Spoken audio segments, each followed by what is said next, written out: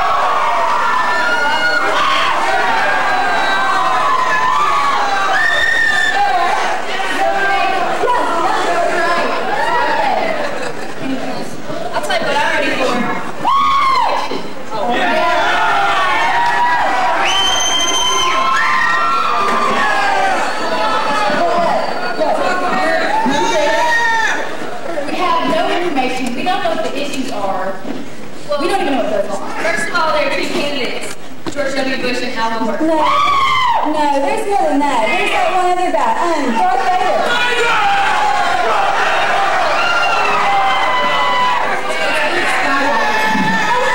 He's an actor on Star Trek. Okay, this is what I mean. We're totally clueless. His name's Ralph Vader.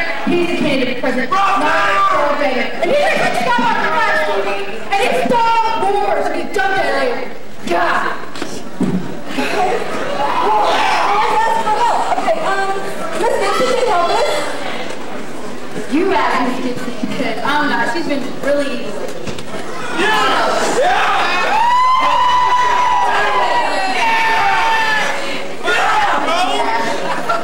Mr. Bozeman, the encyclopedia of all encyclopedias, the man who knows it all. You don't need a dictionary.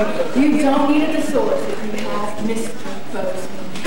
After all, how old? 80-something. Nah, what do we do?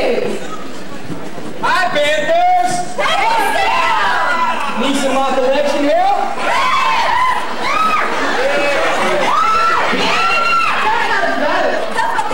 Slow down. I can't tell you how to vote, but I can help you find some information. That's what every responsible citizen needs. We get more information on who to vote for.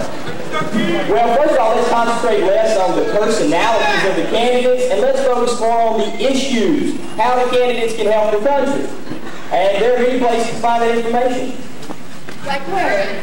Well, we can go to, first of all, you can go to the newspaper, magazine, there are articles all the time, the internet, even television. Television can be a big source of information. Just the other day, I saw an interview on The View with George W. Bush. What? Oh, stop! Musicians have worked hard to produce and create this music. And I believe that, like any hard-working American property, we should protect their property. That sounds great. A lot of people run for president and don't know what they're talking about. What is the one thing that you know? Well, the one thing I know, if I had to pick one, is that we need moral responsibility in this country. Without moral responsibility, the principles on which this country was founded fail. Come on, Mr. Bush.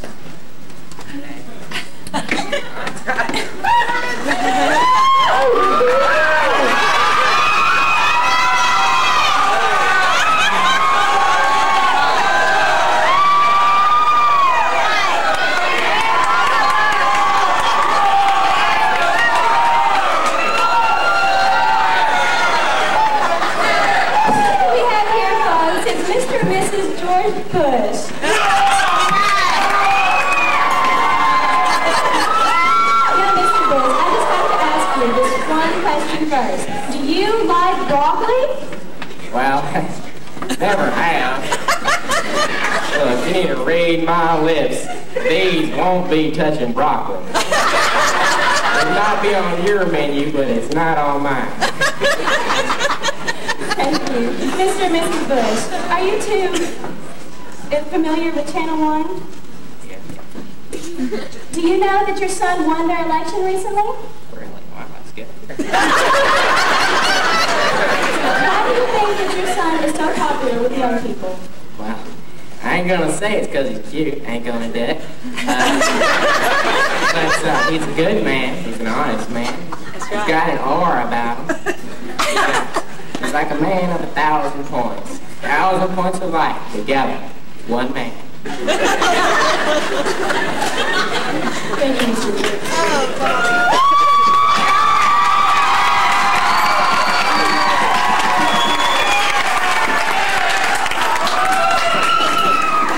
Well, we know that Mom always knows. So how was Governor Bush really in school? He was a great student. He was a little angel. He was pitcher for the baseball team and student council president. So no, he was a born leader. Thank you, everybody. That's all we have for today.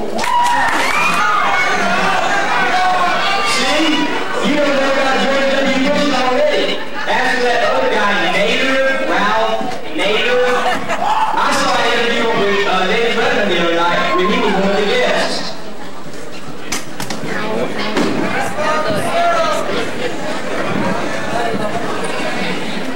Party is all about me. And I don't know if I can get 5% of the votes, and the Green Party will be eligible for federal funds the next election. Well, if you're not really, if you don't know what the Green Party is, well, why are you running as a Green Party representative then? The Green Party was the only party I could get into at the time. Pat Buchanan somehow got to the Reform Party before I could. So it's the best next thing, huh? Yeah, sure is.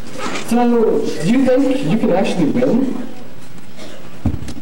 I really don't believe that I can win the majority of the votes, but I think that if I can win enough, then I can determine the winner of the election. Everybody, Ralph Nader. My next guest is world-renowned. She's said to be the most beautiful woman in America, Mrs. America. Welcome, Mrs. America.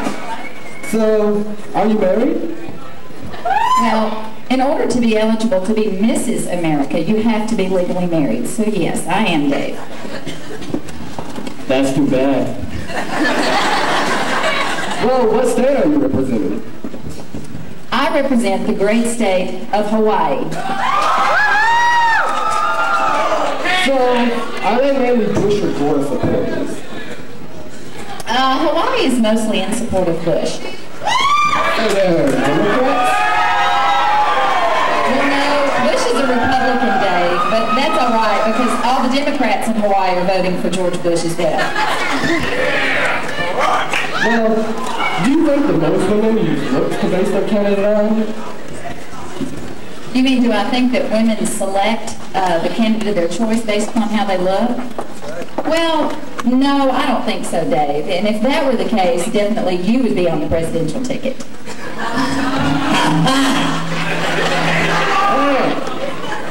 All right, Mrs. America.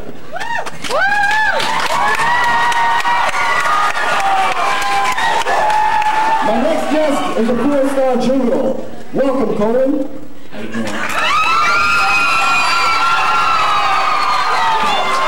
Is your name pronounced Colin or is it Colin? I was left. Well then. Next question. Well, why aren't you running for president? I'm not willing to put my family through the scrutiny of politics. The media will try to find anything negative that they can, and they try to exaggerate it over the positive. And if they can't find it, they'll create something.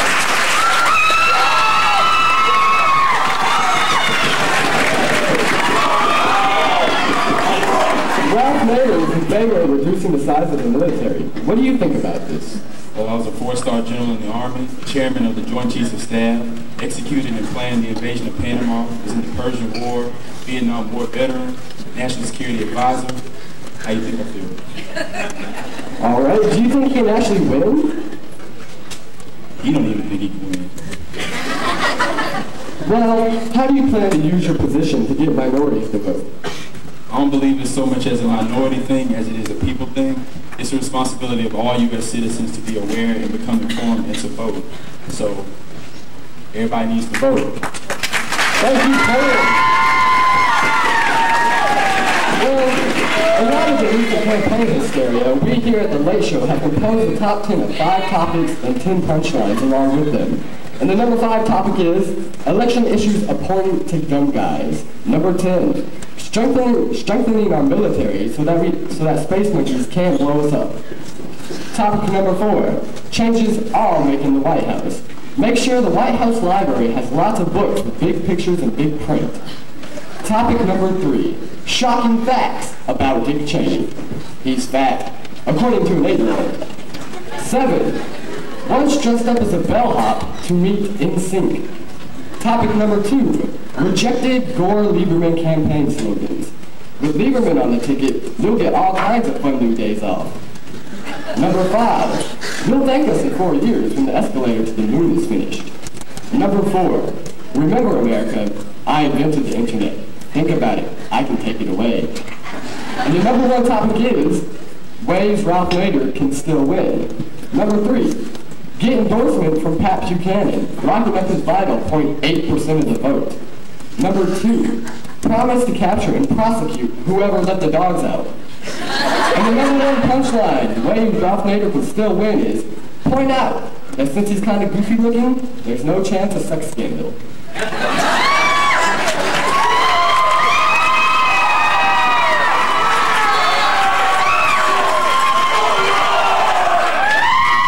My next guest is one of the top performers today. She's had one successful record so far. Everybody welcome Christina Aguilera.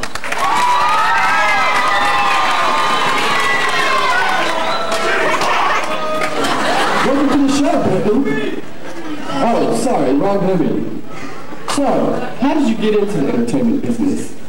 Well, when I was 6, I started doing talent shows for schools. And then when I was 8, I was on Star Search. And then when I was 12, I was on the Mickey Mouse Club. So, you were on Star Search, huh? Yes. So, what'd you perform? I sang and danced, and I won. Oh, nice. So, who are you going to vote for? That's a secret ballot, Dave. I can't tell you. So, you're not campaigning for any candidate at all? No, I just want people to vote. Ah. Well, I just recently found out that Aguilera is a Latino name. Are you actually Latino? Yeah, it is, and now you know. So, how are you going to encourage the Latino voters to vote? Well, the Latinos are the second largest minority in the United States. And so if they don't get out and vote, then they're not going to be counted for. So everybody has to get out there and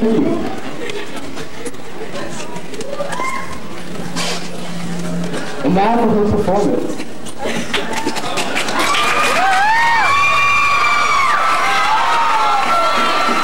Well, the other day I saw an interview with Paula Nine, she had a desk with her.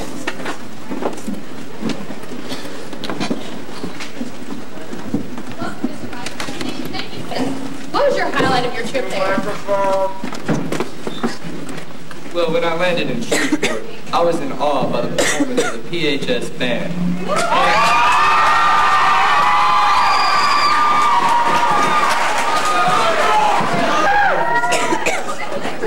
Did you have a chance to experience Bourbon Street? Well, Mrs. Vaughn, Bourbon Street is not a family value. Okay.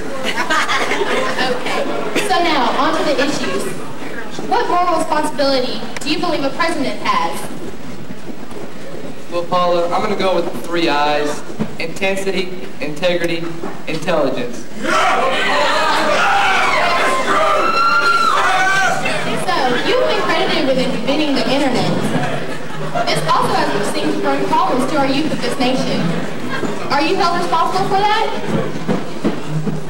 Well, Paula, when I say I invented the internet, I am being quite facetious.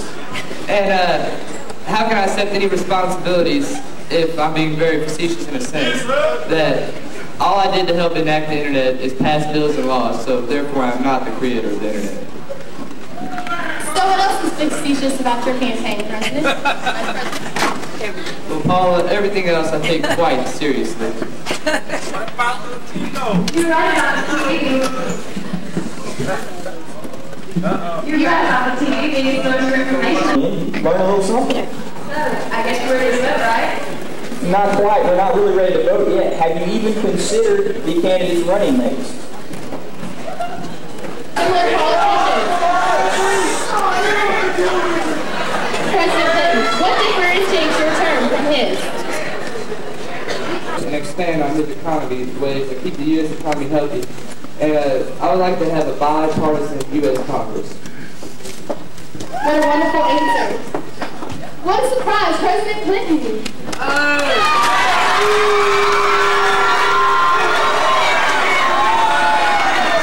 What do you think will make Vice President Gore an excellent candidate for president? Well, his enthusiasm is overwhelming. Look at him. I mean, he's a people's person. He's down to earth, kind of guy you want as your next president. So as your time as president concludes, what would you have done differently to ensure the integrity of your presidency? I repeat, I did not have sexual relations with that woman.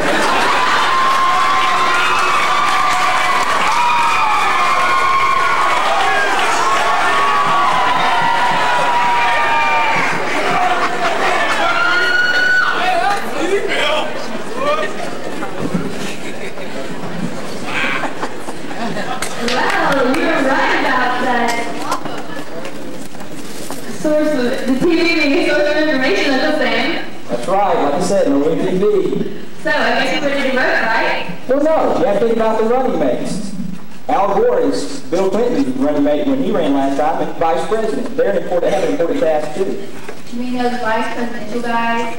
Do they even really count? Do they count? Let's think about it just a second. If the president becomes disabled or hurt, who do you think is going to run the country? The vice president, that's right. And while the president is in office, the vice president travels the country and the world spreading the president's message. Did you see the Rosie O'Donnell show last week? Well, it had all the vice presidents on there. Like the candidates, they had them all on there discussing the election. All right. Well, my first guest is Mr. Joseph Lieberman. How are you today? I'm doing fine, thank you, Rose. That's great, that's great. How's New York treating you? It's treating me pretty good. I'm having a lot of fun. All right. Well, everybody knows that you and your wife, Hadassah, are Jewish. What kind of effect do you think that has had on the Democratic ticket in this presidential race? Well, I don't think it has affected it at all. I believe that my religion does not affect my views of the issues, and I believe I could do the same job as any other man could. What about your pro-choice abortion campaign? Don't you think the kids deserve a right to live? Yeah, they have the right to live.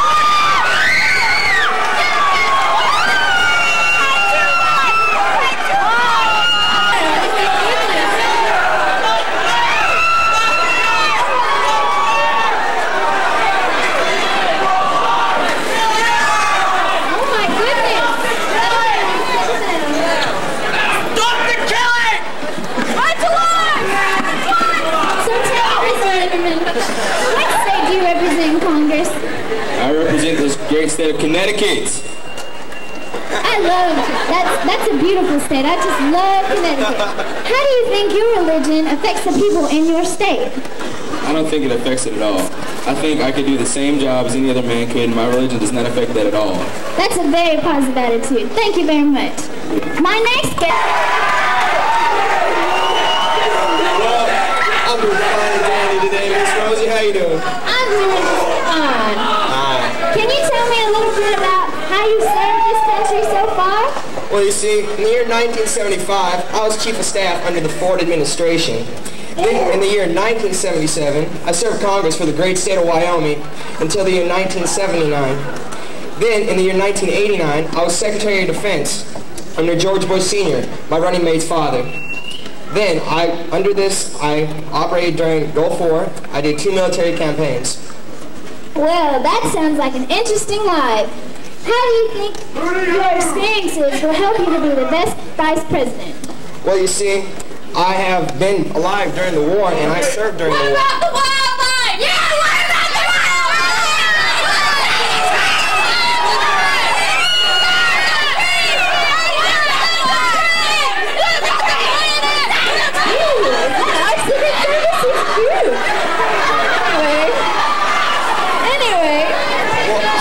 Myself, I support the environment. I support high-quality wood like these chairs right here. I invented the chair, as a matter of fact. Sure you did. All right. Our next guest is Miss Winona LaDuke. How are you today, Miss LaDuke? I'm good. Thank you, Rosie. I'm finally happy to see a woman in the ring. Yes. Since you haven't been in the public eye as much as these guys, tell us a little bit about yourself. Well, first of all, I'm Ralph Nader's vice presidential running mate for the Green Party. First of all, thank you very much, Rosie, for inviting me on your show. It's a great honor to be here in front of everybody. Rosie, I have been devoting my life to being an activist and a spokesman for the party. My party would like to support workers' rights.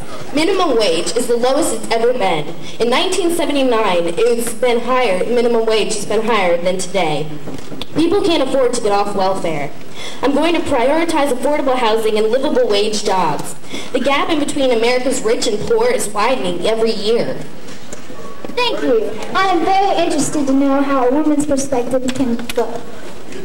What made you decide to join Mr. Nader in the third party run for the presidency? Well, Rosie, the Green Party speaks for the people when the business won't listen. I believe in everything that the Green Party stands for. That's very positive. Ladies and gentlemen, the vice presidential candidates for the election 2000!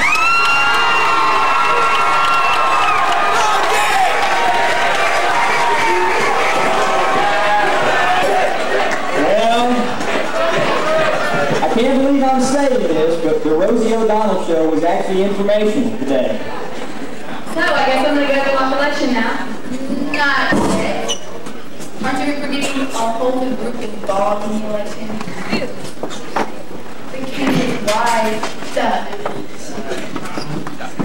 Oh, please. You mean Tipper has a role in all this? Vote for Al. He'll be your pal. Oh, whatever. What do you think, Miss Sam? Well, actually, the First Lady does have a role here. She is married to the President. In fact, the whole President's family has a role. Some First Ladies have used their position in the White House to pass legislation through Congress, or at least try to. Our current First Lady would be an example of that. Other First Ladies have used their role as wife of the President to bring awareness to social issues like illiteracy. Being married to the President is a huge responsibility.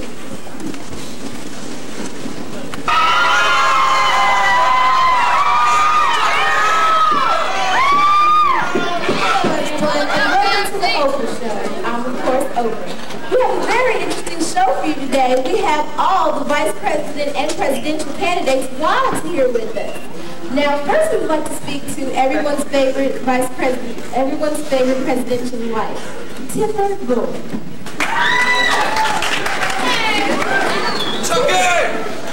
What do you see as your role as First Lady?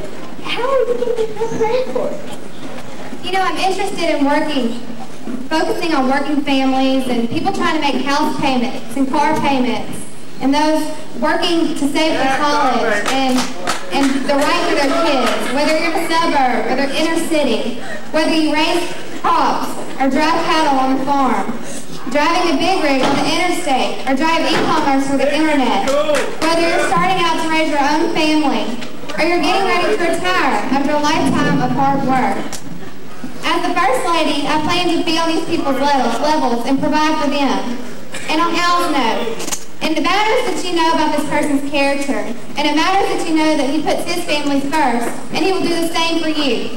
You know, this is all like a dating game. You don't have to fall in love with Al Gore. I did that. You just have to put your vote with the candidate who has the most experience.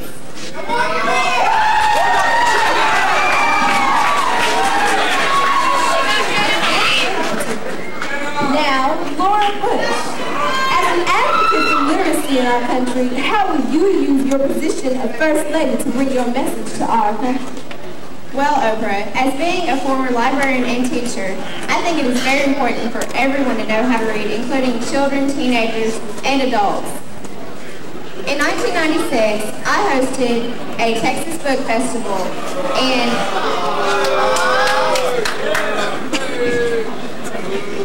the festival has become an annual fundraiser, and it has given grants to the Texas Book Libraries totaling over $900,000. I think if we could do that with the United States of America, that we could make a whole lot of money to teach our children to know how to read. As being an advocate for reading, we as Americans could get the job done for our future leaders in the United States.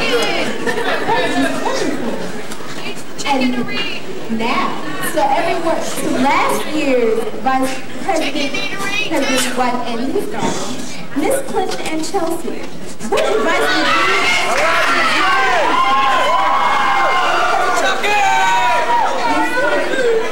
Thank you so much. I am Hillary Rodham Clinton. Great state of New York.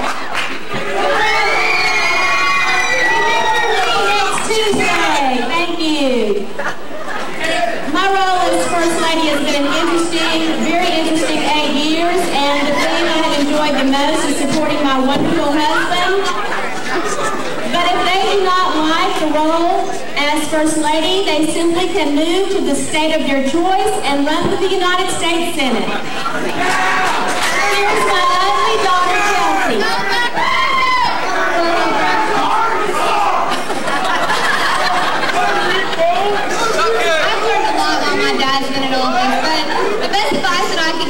First Lady and her children is just to try to maintain their privacy. It's going to be hard, and I should know that, considering my dad.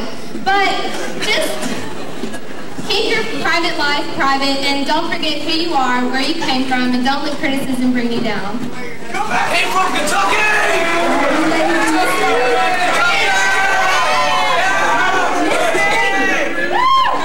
What will your platform be, and how will you encourage women to vote for the Bush and Cheney ticket? My platform is that of education. I believe that the education system needs to go back to a more traditional base. I believe that women should vote for the Bush-Cheney ticket for 2 reasons. 1, high morals, and 2, family values. Women need to realize that when they vote, they don't just elect a new president, but they're also securing a promising future for their children. Ms. Lieberman, what do you appreciate most about your family's heritage, and how will you instill these feelings in your constituents? Well, Oprah, freedom is the most important part of my family's heritage.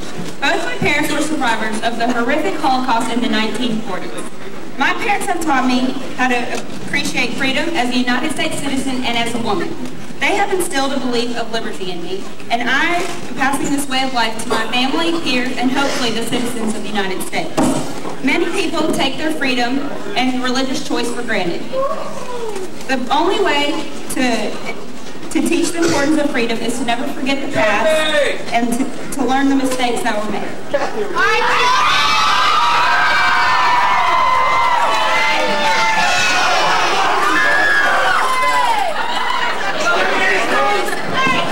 The mock elections, like conventions and debates, electoral college and speeches, and the voting of all the important states.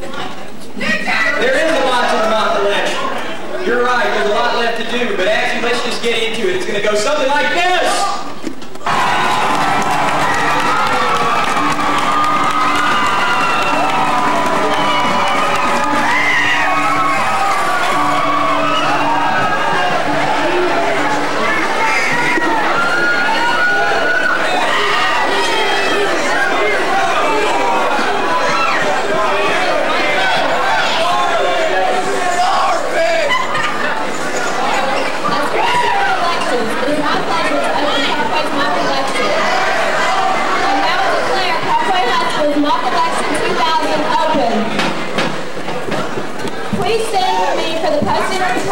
And the national anthem sung by Victoria Barnum. Press record. Test, 1, 2, 3. Test. Hello. I'm just having this up here. I just gotta tell me. No, we want to see the backdrop. Are you really using it? Can I do that, Miss Everett? I think so. And then you start with this.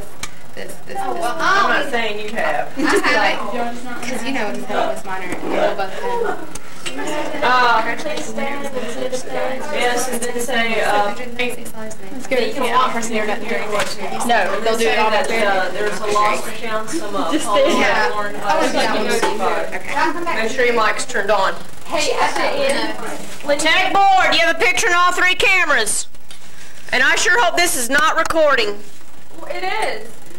As fight for the ramparts we watched were so gallantly streaming, and the rockets crackling, the bombs bursting in air, gave proof through the night that our flag was still there.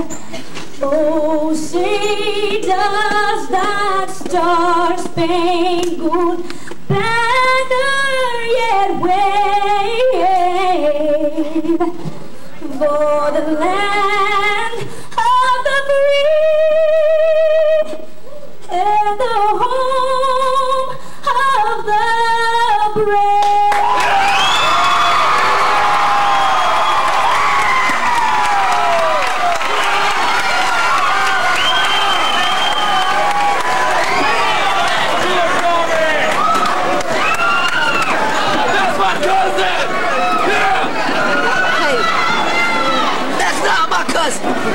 You can sit here. I don't like her.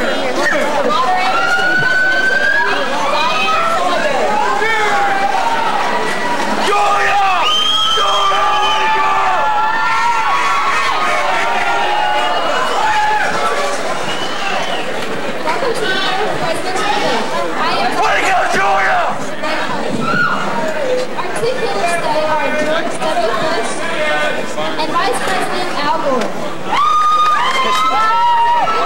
Time limit is 2 minutes to question, and please refrain from any interruptions. Governor Bush. An anti-gun legislation commercial aired last week claiming if elected, the NRA would operate out of the White House. Charlton Heston, president of the NRA, had this to say about the commercial.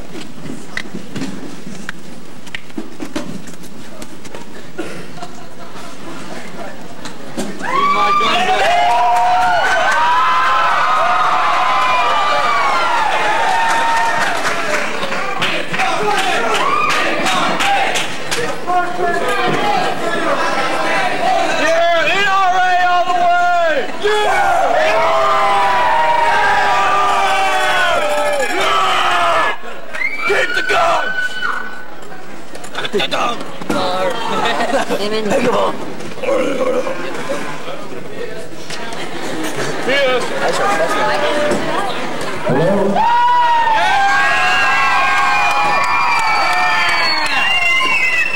Today I want to talk to you about guns. Why we have them, why the Bill of Rights guarantees that we can have them, and why my right to have a gun is more important than your right to rail against it in the press. As a veteran of World War II, as a freedom marcher that stood with Dr. Martin Luther King long before it was fashionable, as a grandfather who wants the coming of a century to be full and free of promise for my grandchildren, I'm troubled. But all of our rights must be delivered in the 21st century as pure and complete as they came to us at the beginning of this century. Traditionally, the passing of the torch is from a gnarled old hand down to an eager young one. So now at 72, I offer my gnarled old hand. I simply cannot stand by and watch the right guaranteed by the Constitution of the United States come under attack from those who either can't understand it, don't like the sound of it, or find themselves too philosophically squeamish to see that it remains the first among equals.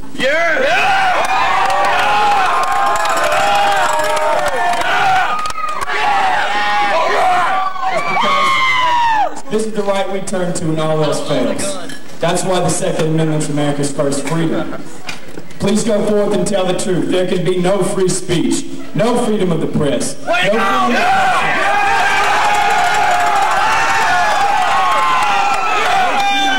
your God.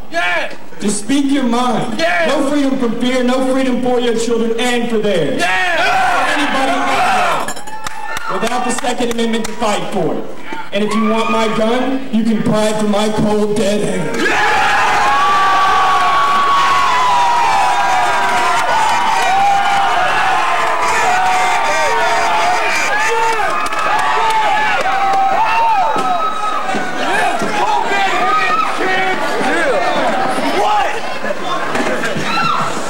I think someone who doesn't want to be president might run that down.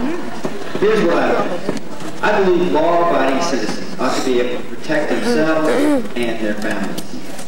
I also believe in keeping guns out of the hands of people who shouldn't have them. And I am for trigger locks, so people can put them on their guns to make them more safe. Matter of fact, we distribute trigger locks free in Texas.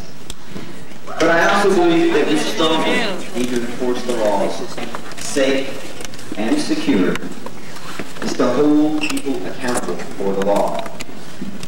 Unlike what the ad says, however, I will not let any special interest group or business group run my administration. I am a pretty independent thinker, and I will protect your right to defend yourself and your property.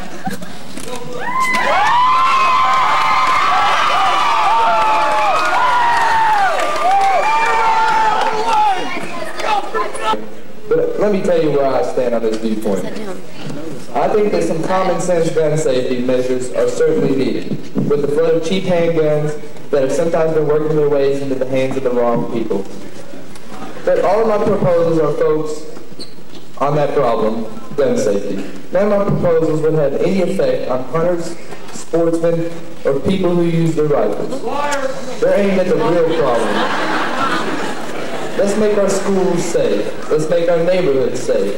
Let's have a 3-day waiting period, cooling off, so we can have a background check to make sure that criminals and people who shouldn't have guns don't get them. So I'm all about having hunters having guns, but yet I would like a 3-day waiting period so that these guns don't get in the hands of the wrong people and endanger the people's safety. Thank you.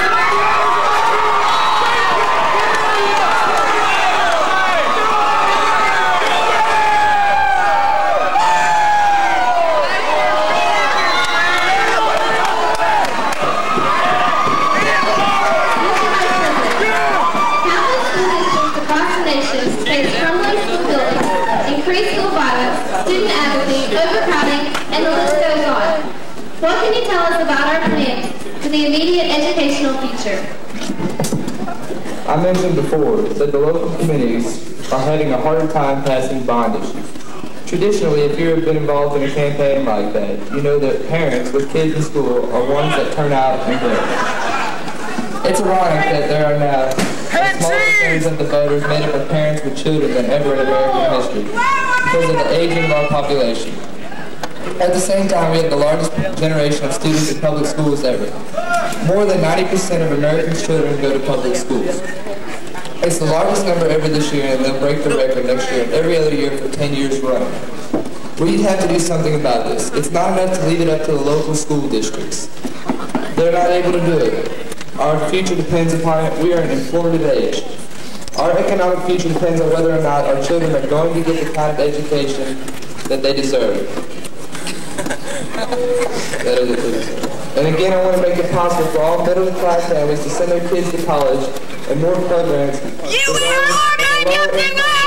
Also, and I want to make all stars in the public school teachers. My proposal who are certified to teach in areas where they're most needed. I am all about people getting a good education and getting a good and safe education.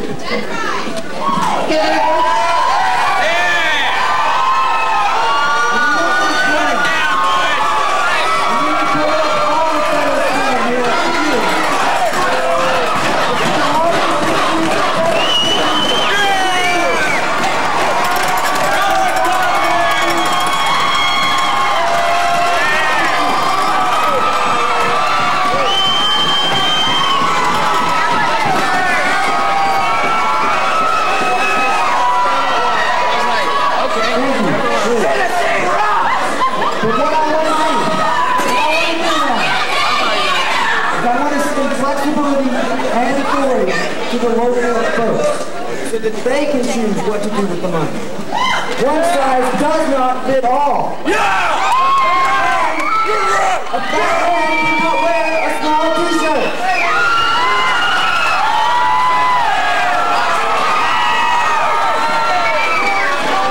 But I believe the federal government can help. We need to form Head Start. We need to be flexible for teacher training and hiring with federal money. Go Bucks! The federal government can play a part, but don't fall prey to all this stuff about let's throw money here, let's throw money there. It doesn't work. Just spending money does nothing. You're right! Yeah! Way to go, Bucks! Most of the paperwork and red tape, and might I say stiffness, comes from all the federal regulations. I believe we need to cut through the bureaucracy and give the type of flexibility that local areas need.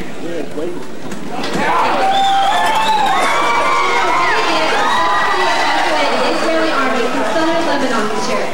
For no Israeli or Lebanese capacity. His reward was to be assigned to the position of the Israeli army to keep peace in the West Bank. His reputation has earned him accolades and many decorations. He is described as a first-rate military officer, and it's rumored that he may become chief of staff. Hanan Ashar began as a member of Arafat's inner circle and is now a Palestinian legislator.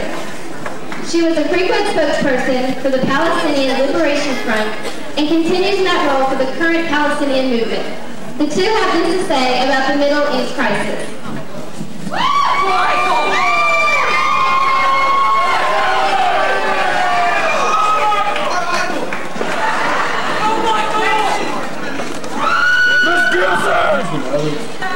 Our brothers. Our father Abraham would be distressed at our father.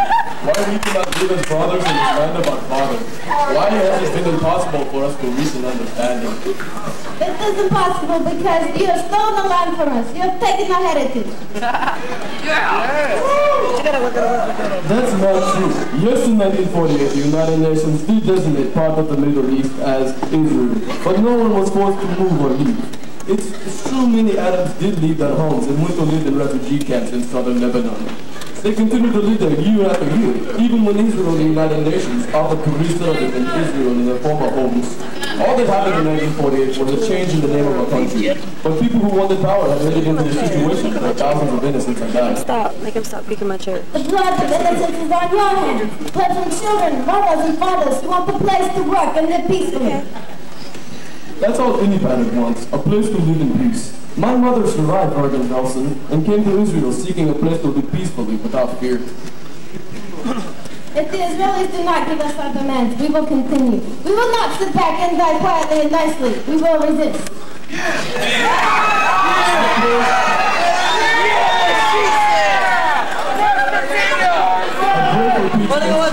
I'm prepared to defend my homeland, our homeland, the land of Abraham.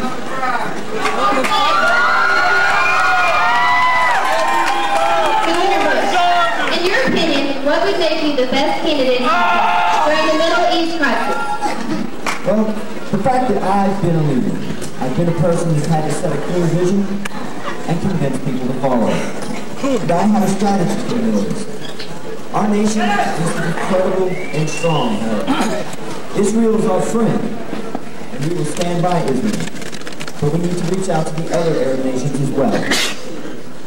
We need to build coalitions to keep the peace. And I also need, well, the next leader needs to be as patient as possible. You can't put the Middle East peace process on our timetable. It has to be the timetable of the people who is for. We can't dictate peace, but we have to respect. We have to have clear vision.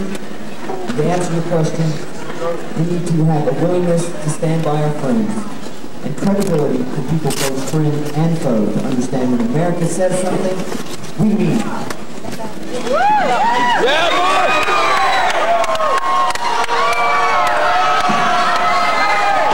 Go, Georgia! Well, I see a future when the world is at peace with the United States of America, promoting the values of democracy and human rights and freedom all around the world. Even in Iran, they have had an election. Right now, our military is the strongest in the entire history of our great country. I pledge to you that I will do whatever is necessary to make sure that it stays that way. When I was a young man, my father was a senator opposed to the Vietnam War. When I graduated from college, there was plenty of fancy ways to get out of that war. I volunteered and I went to Vietnam to represent our country and to support our country. I didn't do in the Congress, in the House of Representatives. I served on the House Intelligence Committee and worked hard to learn the subject of nuclear arms control and how to defuse these tensions and deal with new weapons. We'll face serious new challenges in the next 4 years. When I went to the United States Senate, I asked for an assignment to the Armed Services Committee, and while I was there, I worked on a bipartisan basis as I did in the House. I worked with former President Reagan on the modernization of strategic weapons. I supported Governor Bush's dad in the Persian Gulf Resolution. For the last 8 years, I served on the National Security Council. That is where I stand.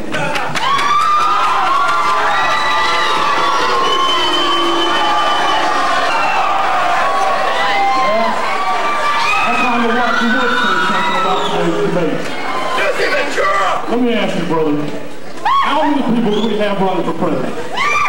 4. How many do we have that get to participate in these kind of things? 2. The Democrats and the Republicans. An elephant and a donkey. Dumbo and an ass.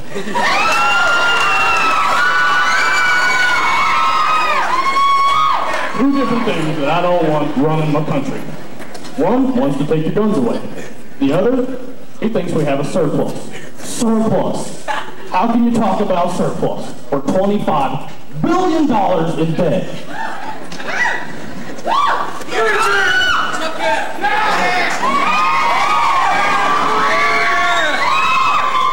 These are the guys I don't want running my country.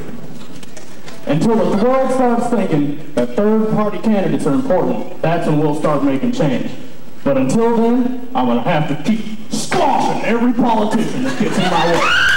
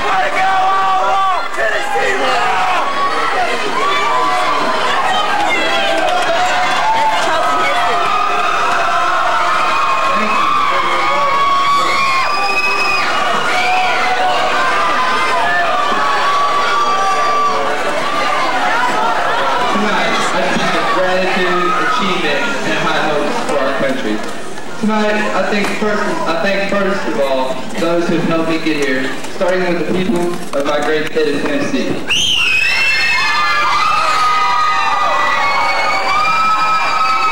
All over this country have followed me into the north side of this great city. I know you won't mind if I single out someone who had just spoken so eloquently, someone I've loved with my whole heart since the night of my high school senior prom. my wife, Chipper.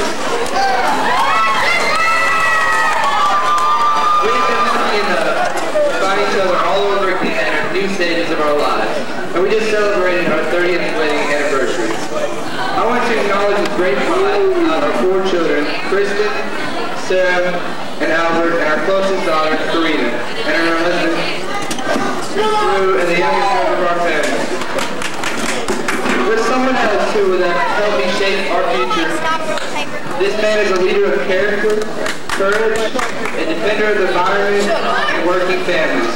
The next Vice President of the United States of America, Mr. Joe Lieberman.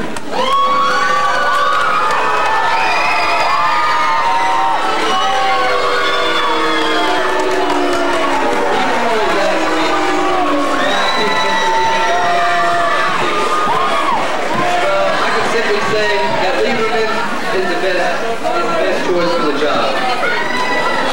For almost 8 years now, I have been a partner of a leader to move us out of the valley of recession and into the longest period of prosperity in American history.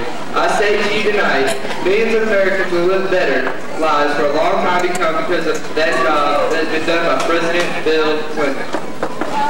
Instead of the biggest deficits in history, we now have the biggest surplus, the highest home ownership ever, the lowest inflation in a generation. And instead of losing jobs, we now have 22 million new jobs available for our U.S. citizens. Above all, our success comes from all you hard-working families out there.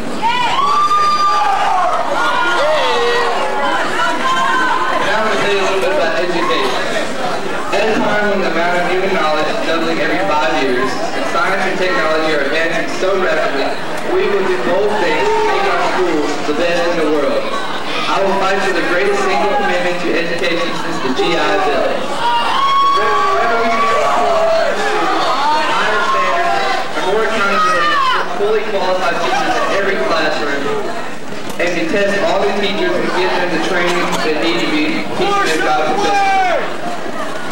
It's not just about more money, it's about higher standards and accountability and new ideas. Not so long ago, a balanced budget seemed impossible.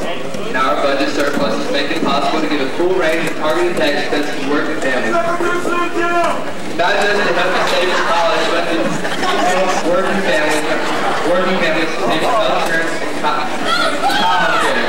To reform the SAA so people can pass from a small business or a family farm. But let me say it plainly, I will not go along with a huge tax cut for the wealthy at the expense of everyone else. Let me tell you under the tax plan the other side has proposed. For every $10 that goes to the wealthiest 1%, middle-class families will get $1. And lower income families would get 1 penny. In fact, if you added up, the average family would get enough money to buy an extra Diet Coke a week.